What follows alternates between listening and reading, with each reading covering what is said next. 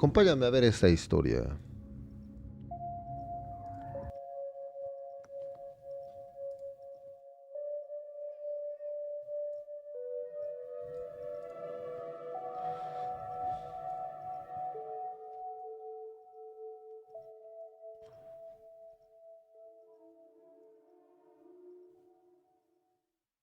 Steve Irwin se encontraba filmando un documental sobre la vida submarina que se llamaría Ocean's Deadliest, pero el clima no lo acompañaba mientras grababa este documental, ya que, al ver que no se podía grabar de manera adecuada, Steve decidió tomar un descanso y prefirió grabar un segmento que veía su hija Bindi.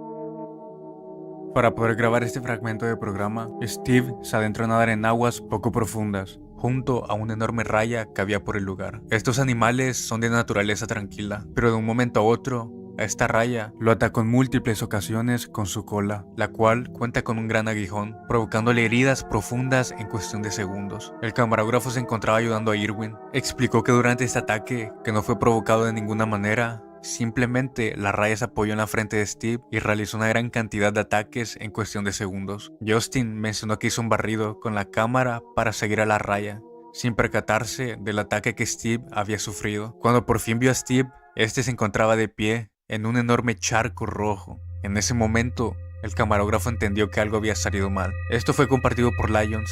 Justin afirmó que el aguijón era muy afilado y estaba dentado, lo que provocó una herida de 5 centímetros de ancho en el pecho de Irwin, perforándole el corazón y los pulmones al instante. Tras el Wow. ataque, el camarógrafo y el resto de equipo que se encontraba ayudando en la filmación sacaron a Irwin del agua y lo subieron a un bote inflable, lugar donde contaban con lo necesario para intentar reanimar a Steve. En este lugar se encontraba el resto de equipo y el copresentador de Ocean Deadliest. Fue en ese momento que empezaron a practicar el RCP. Fueron intercambiando el quien realizaba esta maniobra por horas, pero los paramédicos no pudieron hacer nada, declarando que Steve había perdido la vida en el lugar del ataque. Nada más así, güey. Te metes a la agüita, te sale una de esas mierdas. Sucedido en te Estados mata. Unidos, Jessica Dubrov nació el 5 de mayo de 1988 en Falmouth, Massachusetts, bajo el cuidado de una familia estadounidense típica.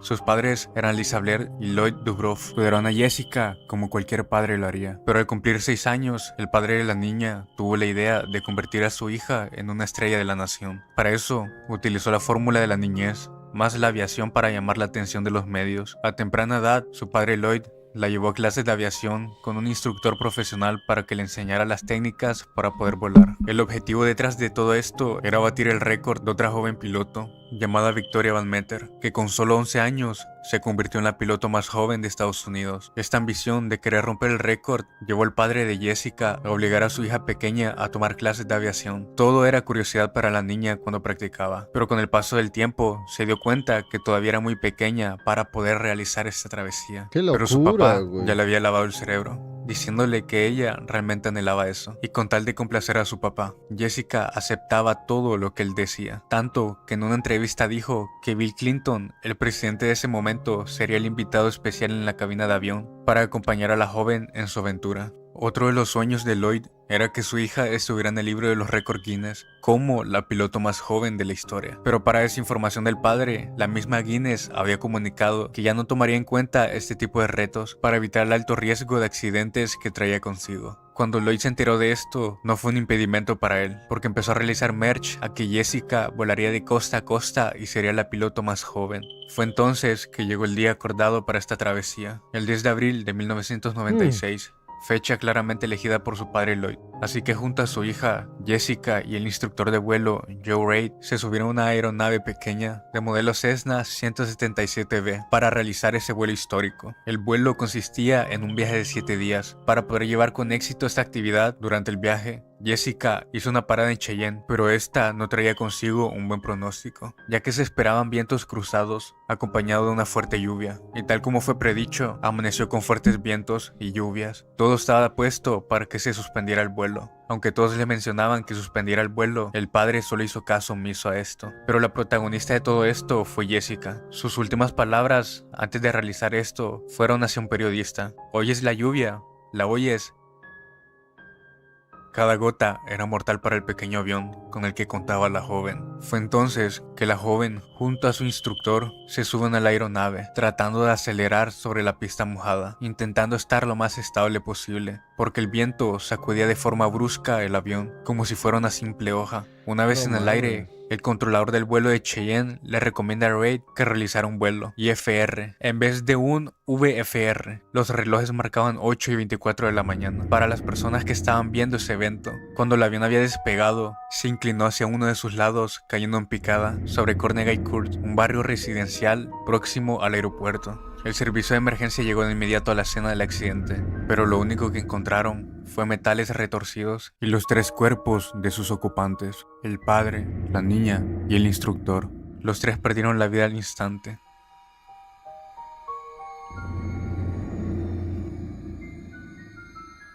Es como que, Sucedió en güey. la costa de Terranova, Canadá, al norte del Atlántico, el 18 de junio de 2023. Un submarino que se El preparaba clima, para hacer ¿no? una expedición al fondo marino para observar los restos del Titanic, que se encontraban en las profundidades del Océano Atlántico Norte. Desapareció de un momento a otro. Esta nave se dirigía a los famosos restos del naufragio, Terranova, en Canadá, cuando perdió contacto con su barco de apoyo. La empresa responsable de este viaje era Ocean Gate, quien se encontraba preparado para la expedición, ya que después de realizar la inmersión, perdió el contacto con el Polar Prince, el barco de apoyo que transportaba la embarcación al sitio. La última comunicación entre el submarino y el Polar Prince se produjo alrededor de las 11:47 am, sin GPS que pudiera ayudarles a guiarse. El submarino solo contaba con la ayuda de mensajes de texto para poder encontrar el rumbo correcto.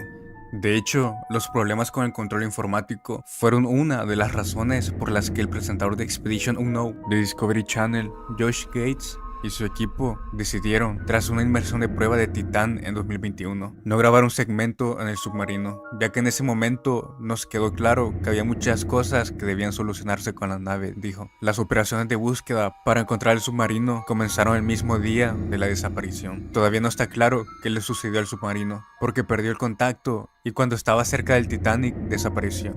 La búsqueda fue inmediata. Dentro de este submarino que se encontraba Stockton Rush, de 61 años, director ejecutivo de Ocean Gates, además de Hamish Harding, de 58 años, del Reino Unido, fundador de la firma de inversión Action Group, Paul Henry, de 77 años, que dirigió la expedición, y Shahzada Dawood, de 48 años, y Sulman Dawood, de 19 años, padre e hijo de una de las familias más prominentes de Pakistán. Se utilizaron submarinos no tripulados, aviones que escaneaban la zona para poder encontrar alguna señal que pudiera guiarlos al rescate de esas personas, hasta que días después, en una de las búsquedas, se percibieron golpes debajo del agua, que daban esperanzas de poder encontrar con vida a estas personas. Tras largas jornadas de búsqueda, un vehículo no tripulado encontró el cono de la cola y más restos a 500 metros, cerca de la proa del Titanic.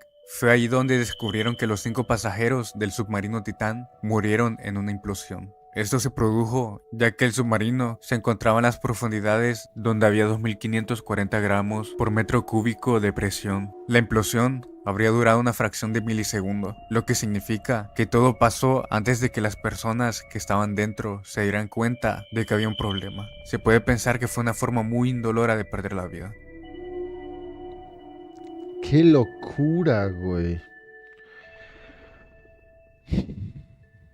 El 1 de Imagínate. febrero de 2003, la NASA tenía programado el regreso del transbordador espacial Columbia, que había completado la misión STS-107. A bordo iban 7 astronautas. Era un día rutinario, dentro de lo que significa un reingreso espacial. Todo debía terminar con un aterrizaje en Florida. Todo había comenzado 16 días antes. Durante el despegue, a los 82 segundos del lanzamiento, un bloque de espuma aislante de unos 50 centímetros se desprendió del tanque externo. Ese pedazo golpeó el ala izquierda del Columbia, justo en los paneles de carbono reforzado que cubrían el borde de ataque. Esa parte era vital, ya que resistía el calor extremo del reingreso. Lo extraño es que esto no era nuevo. En otras misiones ya se habían registrado desprendimientos de espuma, pero nunca habían causado un accidente. Por eso, dentro de la NASA, el riesgo fue subestimado. Algunos ingenieros sospecharon que el impacto podía haber hecho daño serio, pero no había forma de inspeccionar el transbordador en órbita, ni herramientas para reparar algo así.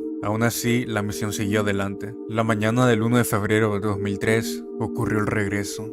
Sobre el Océano Pacífico, a las 8:44 am. Al principio todo parecía normal. Los sistemas respondían bien y el control de emisión en Houston no reportaba anomalías. Pero a medida que el transbordador descendía sobre California y Nevada, el calor de reentrada, con temperaturas superiores a 2.500 grados Celsius, comenzó a filtrarse por la brecha en el ala izquierda. Primero se quemaron sensores internos, luego las líneas hidráulicas y la estructura de aluminio. Minutos después, los ingenieros en tierra empezaron a recibir lecturas extrañas, sensores que dejaban de transmitir, aumentos de temperaturas fuera de lo común. Lo que ocurría era que el ala izquierda estaba cediendo. El Columbia perdió estabilidad aerodinámica.